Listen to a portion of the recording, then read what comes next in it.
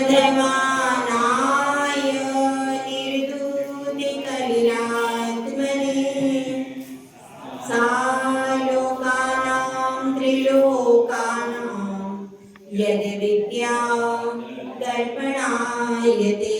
पंच परमेष्टि भगवान की 1008 श्री कुंथुनाथ भगवान की परम पूज्य आचार्य श्री आदि सागर जी महाराज की, आचार्य श्री महावीर कीर्ति महाराज की, आचार्य श्री विमल सागर महाराज की, आचार्य श्री तपस्वी सम्राट सन्मति सागर महाराज की, आचार्य गुरुवर सुंदर सागर महाराज की, अहिंसा में विश्व धर्म की, जिनवाणी माता की,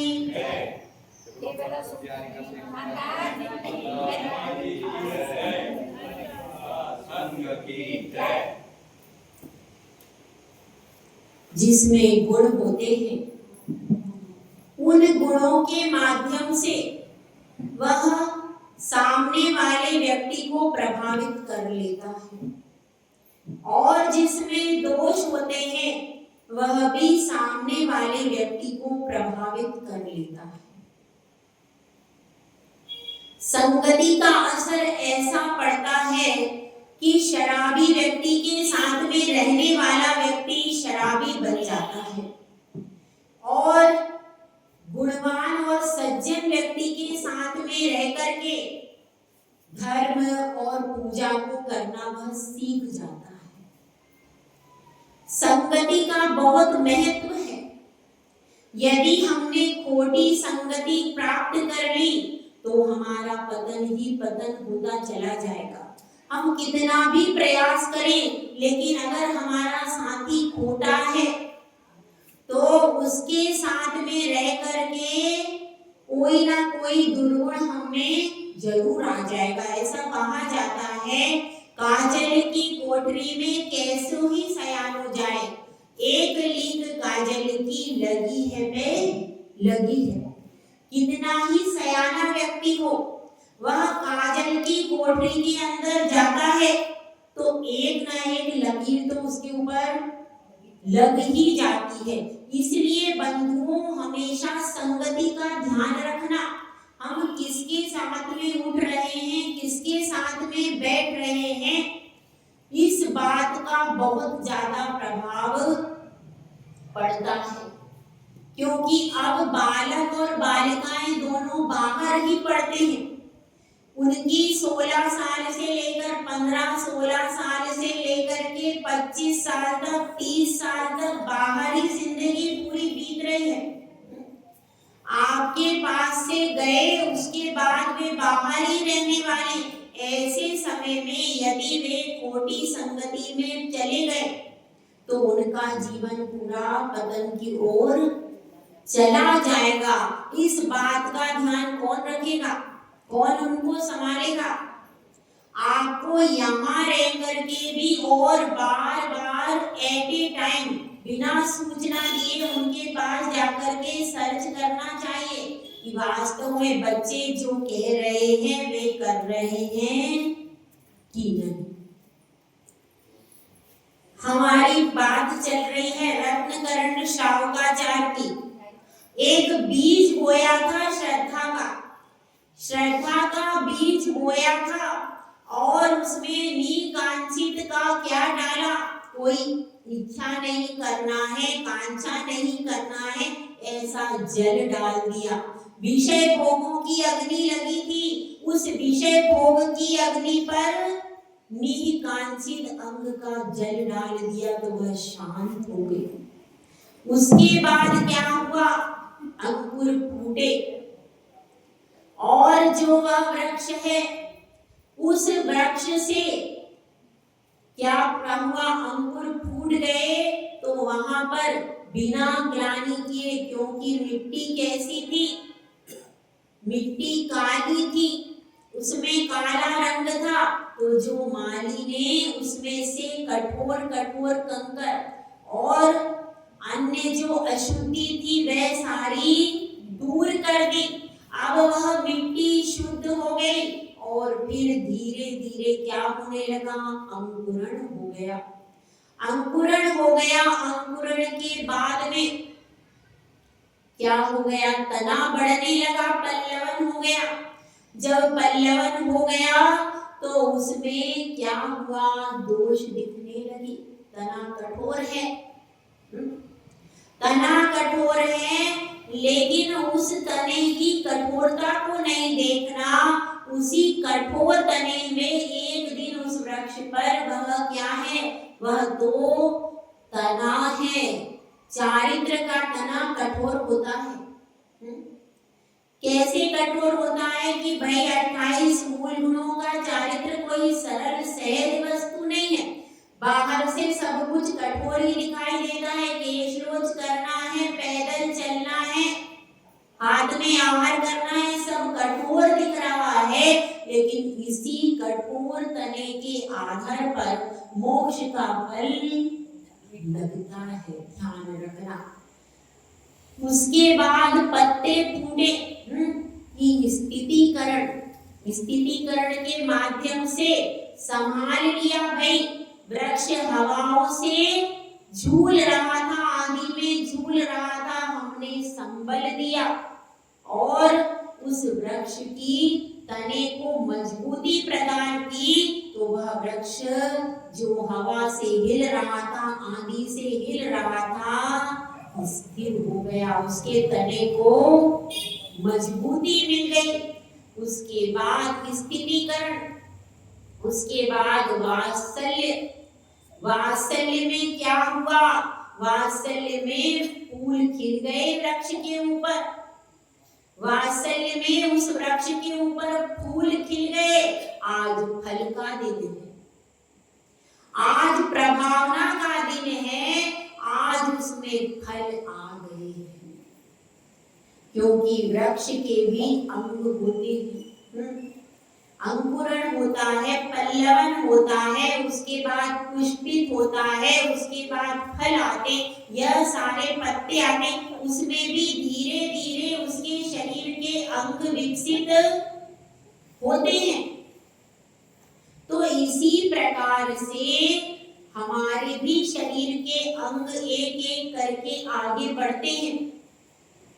कौन से अंग पर पहुंचे थे सुबह? सुबह था वात्सल्य अंग। वात्सल्य अंग में हृदय तक पहुंच जाते हैं। कहाँ पहुंचते हैं? हृदय तक। स्थितिकरण में दाहिने हाथ से उठाया था, उसके बाद वात्सल्य में वात्सल्य हृदय से झरना फूटता है तो हृदय तक पहुंचे। हृदय तक पहुंचने के बाद आज बात आ गई, कौन सा अंग बचा है? बताइए भाई, कौन सा अंग बचा है शरीर का, ये पूछ रही हूँ। हाँ, मस्तक बचा हुआ है। प्रभावना की जाती है तो वह जिसका मस्तक व्यवस्थित होगा वही प्रभावना कर सकता है। अगर आपका मस्तक व्यवस्थित नहीं है तो धर्म की प्रभावना नहीं हो सकती। और प्रभावना में मस्तक का उपयोग किया जाता है, इसलिए क्या कहते हैं, मस्तक से प्रभावना की जाती है। जिस तरह से फल कभी नीचे नहीं लगता। फल देख लीजिए, वृक्ष की हमेशा ऊपर ही लगेगा, कभी किसी ने नीचे फल लगा हुआ देखा?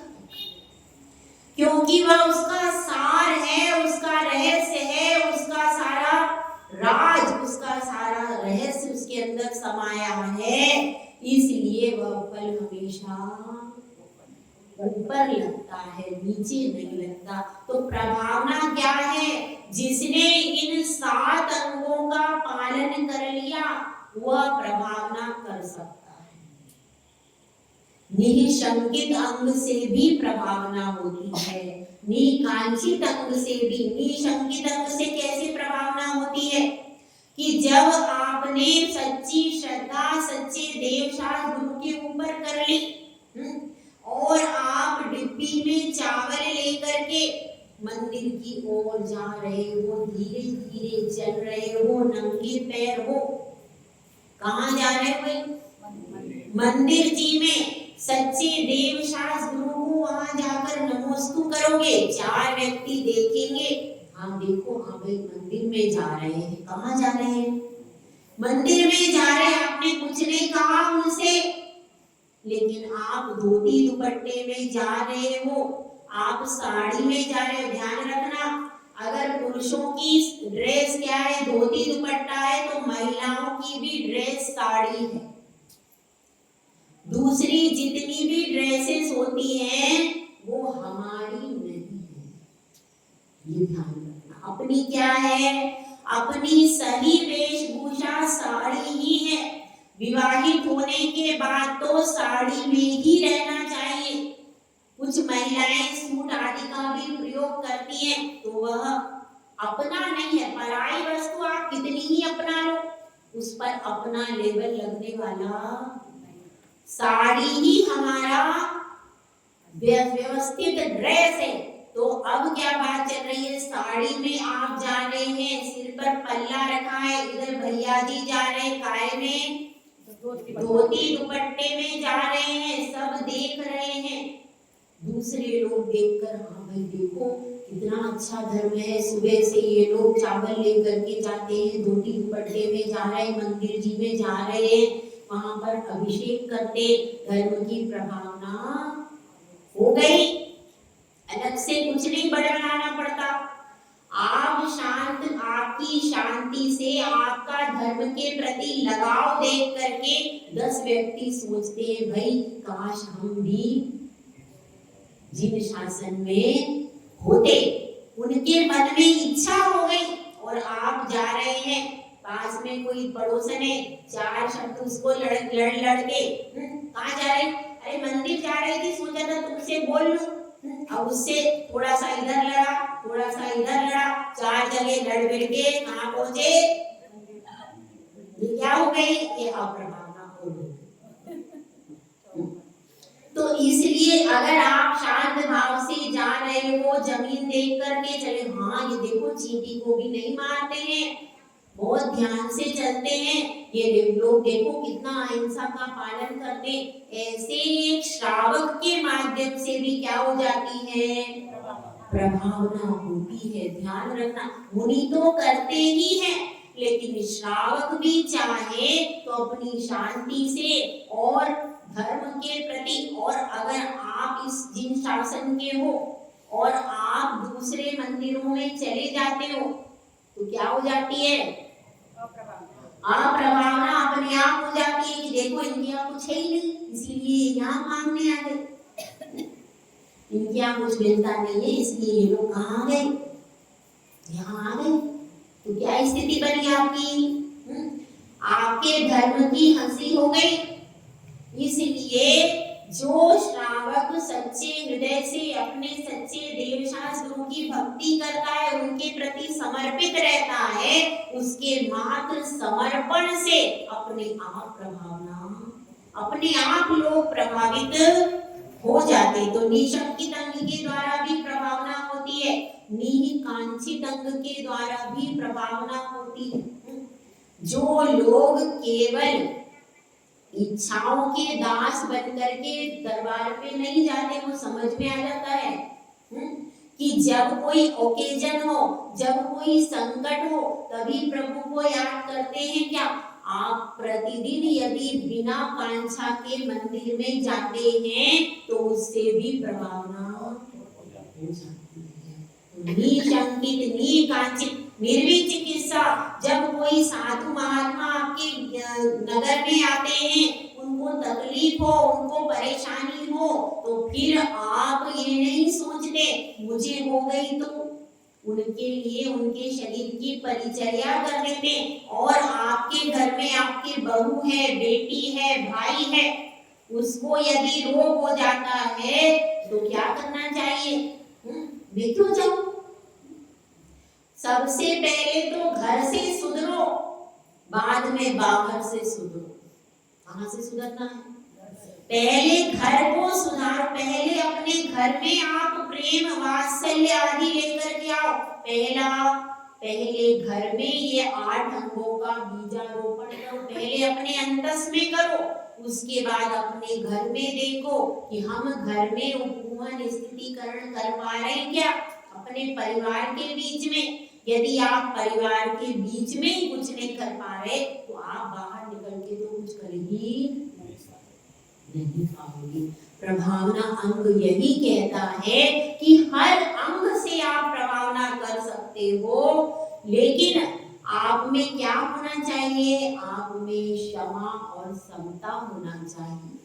आप अपने घर में बैठे हो, आपके 2 बेटे हैं, बहू है, आप बहू के साथ में अत्यंत प्रेम भाव से रहते हो, आप अपने बेटे के साथ में अच्छे से रहते हो, आपका पूरा परिवार प्रेम से रहता है, तो पड़ोसी को कभी आवाज, यह भी प्रभावना है। भाई देखो, हाँ इनके घर में अच्छा है, अहिंसा धर्म है, देखो कभी लड़ने की आवाज नहीं आती, कभी ऊंची आवाज नहीं आती, सब बहू सास बहू सब कितने प्रेम से रहते, यह भी प्रभावना है।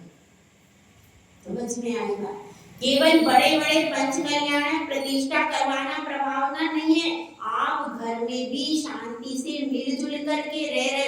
अरे बहू बेटी की तरह रहती है, ये माँ बेटी की तरह रहती, इसको देख करके लोग कहते हैं जिन धर्म धन्य है, जहाँ पर लोग झगड़ा नहीं करते हैं, आपस में प्रेम से रहते हैं, वात्सल्य से। यह भी प्रभावना का अंग है।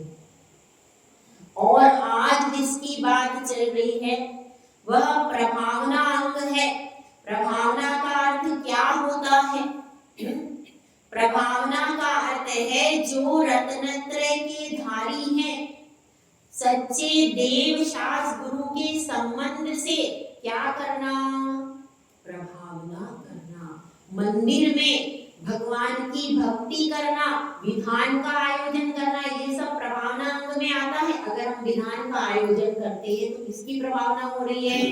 जिनेंद्र देव की, अभी पार्श्वनाथ भगवान की। और जैसे ये प्रतियोगिताओं का आयोजन करते हैं, यह भी किसके अंतर्गत है? ये सब प्रभावना अंग के अंतर्गत। प्रभावना अंग बहुत विशाल है, बाहर से भी दिखाई देता है और अंदर से भी होता है।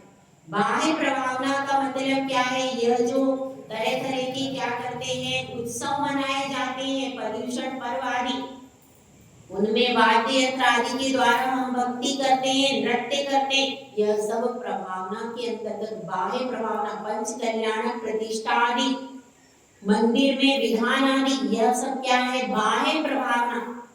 लेकिन बाह्य प्रभावना कौन कर सकता है? जो अंतरंग प्रभावना से युक्त है, उसी की बाह्य प्रभावना श्रेष्ठ है। अंतरंग प्रभावना मतलब वह रत्नत्रय के गुणों से अंदर अलंकृत हो, उसके मन में 8 अंग होने चाहिए, वही बाहर से अच्छी प्रभावना कर सकता है। 8 अंग आपके अंतरंग में हैं कि नहीं, ये अपनी अपनी जांच कर लेना, तभी आप प्रभावना अंग में खरे उतरोगे। क्योंकि किसी भी वृक्ष में ऐसा नहीं हो सकता कि बीज नहीं बोया गया और फल आ गया। बताओ भाई, ऐसा कोई वृक्ष बीज नहीं बोया और फल आगे उत्पन्न हो गया? पत्ते नहीं है उसमें, डालियां नहीं है, तना नहीं है, क्या है? पुष्प भी नहीं, फल आ गया। ऐसा कोई वृक्ष आपने देखा है? या कुसुम्बा वालों ने देखा हो? कुसुम्बा वालों ने देखा हो तो मुझे बता दो, मैं जाके दूसरे गांव में बोल दूंगी। ऐसा कोई वृक्ष जैसे नहीं होता, उसी प्रकार से ये 8 अंग हैं, यह पूरे होते हैं तभी उसमें प्रभावना का फल लगता है। मुनिराज को बोलने की जरूरत नहीं, उनके 28 मूल गुण देख करके व्यक्ति अपने आप प्रभावित हो जाता है। क्योंकि जिन धर्म कैसा है वो प्रधान नहीं है, त्याग प्रधान धर्म है। इस धर्म के त्याग को देखकर जब पर्युषण पर्व आता है तो सब्जियों वाले की सब्जी वाले समझ जाते क्या, उनके पर्युषण पर्व आ गए, वो समझ जाते हैं। क्यों भाई, अब ये लोग हरी नहीं खाएंगे, अब ये मंदिर में ज्यादा जाएंगे, अब ये होटल में नहीं जाएंगे। ये सब कौन समझ जाता है? आपने बताने नहीं गए उसको, वो अपने आप समझ जाता है कि अब क्या होगा। तो इन सब चीजों को देख करके जिन धर्म की प्रभावना होती है, तो प्रभावना अंग में प्रसिद्ध हुए हैं कौन? वज्र कुमार मुनि। उनकी बहुत बड़ी कथा है, फिर भी मैं कोशिश करती हूँ 5-10 मिनट में आपको सुनाने की। वज्र कुमार महामुनि की बहुत ही अच्छी कथा है। तो वहां पर उनके जो पिताश्री थे उनका नाम क्या था? सोमदत्त। और सोमदत्त कहां पर गए? सोमदत्त गरुड़ उनके पिता पुरोहित थे। कहां पर थे? अहिछत्रपुर नगर में गरुड़ नामक उनके पिताजी थे और उनके बेटे का नाम क्या था? सोमदत्त। वह अपने मामा के पास में जाते हैं और कहते हैं कि मुझे दुर्मुख राजा के दर्शन करा दो। तो मामा क्या कहते हैं? मामा घमंड में दर्शन नहीं कराते। तो सोमदत्त स्वयं चला जाता है दरबार में और अपने शास्त्र ज्ञान से राजा को चकित करके मंत्री का पद प्राप्त कर लेता। अब जब मामा देखता है कि इसने तो मंत्री पद प्राप्त कर लिया, तो अपनी पुत्री को उससे विवाह। तो अब अपनी यज्ञदत्ता नामक पुत्री का विवाह उसके साथ कर देता है। उसके बाद क्या होता है कि यज्ञदत्ता को संतान का सौभाग्य अर्जित होने वाला होता है। तो वह उसको वर्षा काल में दोला होता है कि आम्र वृक्ष, आम्र के फल मुझे खाना है। अब वह ढूंढता ढूंढता जाता है सोमदत्त, तो देखता है एक वृक्ष के नीचे सुमित्राचार्य नामक आचार्य बैठे थे और उसमें क्या थे? उसमें आम के फल लगे थे। तो वह सोचता है यह कैसी बात है, और रिद्धिधारी मुनिराज ने कुछ कहा नहीं। वो अपने ध्यान में लीन थे। उनकी चर्या देख करके प्रभावित हो जाता है और एक सेवक से कहता है तुम यह आम्र किसको दे देना? यज्ञदत्ता को दे देना। और स्वयं दीक्षा ले लेता है। जब वह दीक्षा लेता है तो नाभिगिरी पर्वत पर तप तपने लगता है। इधर यज्ञदत्ता को पता लगता है तो वो उसे बहुत संक्लेश परिणाम होता है। फिर जैसे ही पुत्र का जन्म होता है तो यज्ञदत्ता सोमदत्त के पास में चरणों में उस पुत्र को रख करके चली जाती है। अब क्या होता है देखिए, पुत्र अपना भाग्य लेकर के स्वयं आता है। तो अब वहां पर दिवाकर देव आदि जो विद्याधर थे वे सब दर्शन के लिए आते हैं। जब दर्शन के लिए आते हैं तो वहां पर मुनिराज तो मौन बैठे हैं, लेकिन यहाँ पर पुत्र रखा हुआ है। तो उस पुत्र को उठा करके अपने साथ में ले जाते हैं और वहां पर उसका क्या करते हैं? पालन पोषण करते हैं। अब वह पुत्र युवा हो जाता है और फिर एक दिन विद्याधरी होती है। विद्याधरी साधना कर रही थी, लेकिन उसकी आंख में क्या चला गया? कांटा चला गया। तो वह जो वज्र कुमार, उसका नाम क्या रखा जाता है? वज्र कुमार। वज्र कुमार उस कांटे को निकाल लेता है और उसकी वह साधना सिद्ध कर लेती है और कह देती है अब आपने मेरी साधना सिद्ध की, आप ही मेरे भर्ता। तो वज्र कुमार से उस विद्याधरी कन्या का विवाह हो जाता है। इसके बाद वह दिवाकर देव आदि के पास में जाता है। कौन? वज्र कुमार। और पूछता है मेरे पिताजी कौन है? इस पर वह सारा वृतांत सुनता है और अपने पिता को देखने के लिए आता है। जहां पर सोमदत्त मुनिराज थे वहां पर आता है। फिर वहां पर जब सब कुछ जान लेता है तो विरक्त चित्त होकर के दीक्षा को अंगीकार कर लेता है। इसके बाद एक दूसरी कथा चलती है। दूसरी कथा ऐसी है कि मथुरा नगरी में राजा पूतिगंध रहता था। उसकी रानी का नाम उर्विला था और उस उर्विला रानी सच्ची सम्यक दृष्टि थी। अब वहां पर एक सेठ रहता था समुद्र दत्त। उनकी एक पुत्री थी दरिद्रा नाम से। जैसे ही उसका जन्म हुआ समुद्र दत्त का क्या हो गया? मरण हो गया। वह क्या खाने लगी? जो होते ना रास्ते में पड़े हुए दाने, ऐसे वह जूठन के दाने खा रही थी, इतने में मुनिराज आते हैं और दोनों मुनिराज आपस में चर्चा करते हैं, यह कितनी अभागन है। तो दूसरे मुनिराज कहते हैं यह अभागन नहीं है, कालांतर में यह राजा की पटरानी होगी। इस बात को बुद्ध भिक्षु सुन लेता है और वह बुद्ध भिक्षु क्या करता है, वह बुद्ध भिक्षु उसको ला करके पालन करता है, उसका नाम बुद्धदासी रख देते। चैत्र मास में वह झूला झूल रही थी और राजा उसको देख करके मोहित हो जाता है और बुद्ध भिक्षु से उसकी याचना करता है। तब वह कहता है यदि आप बौद्ध धर्म स्वीकार करेंगे तो मैं इस कन्या को आपको दे दूंगा।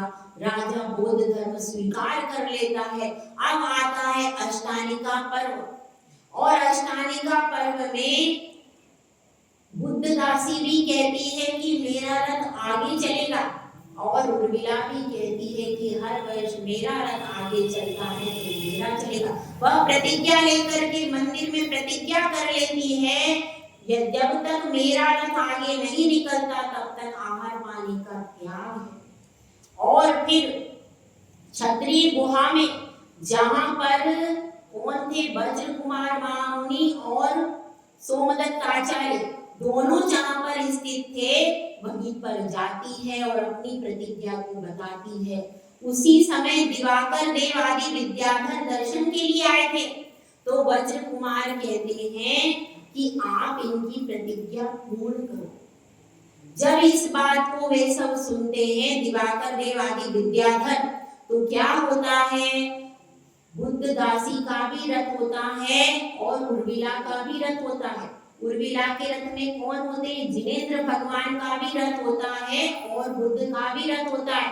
तो दिवाकर देव उस रथ को कैसे विद्या के बल से आगे कर देते हैं, उस विद्या के बल से उस रथ को आगे कर देते हैं। तो वह रथ आगे ही चलता है और वह रथ पीछे रह जाता है। इस तरह से जिन धर्म की महान प्रभावना होती है और सब लोग जिन धर्म को अंगीकार कर लेते हैं। तो यह प्रभावना का तरीका है। जब कोई संकट में आए, जिन धर्म पर संकट में आए, तब आप उसको क्या कर दो, तब आप धर्म की पताका नीची हो रही हो तो उस धर्म की पताका को फहरा दो। यह जिन धर्म की प्रभावना है। जय बोला जय सुंदर साधु महाराज की जय।